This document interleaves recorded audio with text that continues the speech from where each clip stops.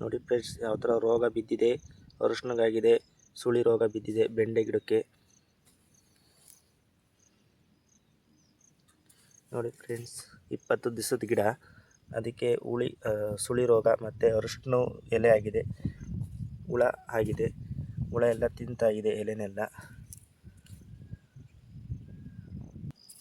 ಅದಕ್ಕೆ ನಮ್ಮ ಕಂಪನಿಯ ಪ್ರಾಡಕ್ಟನ್ನು ಯೂಸ್ ಮಾಡಿ ಸ್ಪ್ರೇ ಮಾಡ್ತಾಯಿದ್ದೀನಿ. ಇವತ್ತು ಮೊದಲನೇ ಬಾರಿ.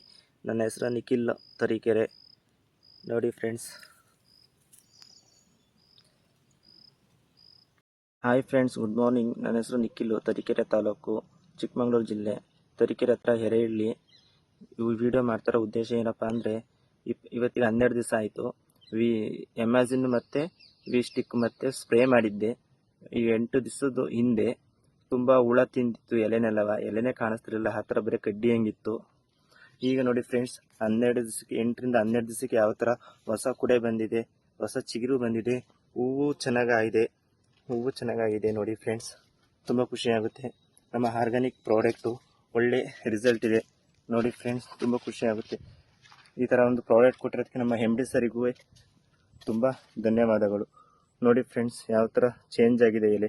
8ರಿಂದ 12 ದಿವಸ ಆಗಿದೆ ಅಷ್ಟೇ ಸ್ಪ್ರೇ ಮಾಡಿ. ಒಂದೇ ಸಲ ಸ್ಪ್ರೇ ಮಾಡಿರೋದು, ಇನ್ನೊಂದು ಸ್ಪ್ರೇ ಮಾಡೋಕ್ಕೆ ಇವತ್ತು ಬಂದಿದ್ದೀನಿ. ನೋಡಿ ಫ್ರೆಂಡ್ಸ್, ಹೂವು ಯಾವ ಥರ ಆಗಿದೆ, ಚೆನ್ನಾಗಿದೆ ಹೂವು ಮತ್ತು ಕಾಯಿ. ನೋಡಿ ಫ್ರೆಂಡ್ಸ್, ಹೊಸ ಕುಡೆ ಎಷ್ಟು ಹಸಿರಾಗಿ ಕಾಣಿಸ್ತಿದೆ.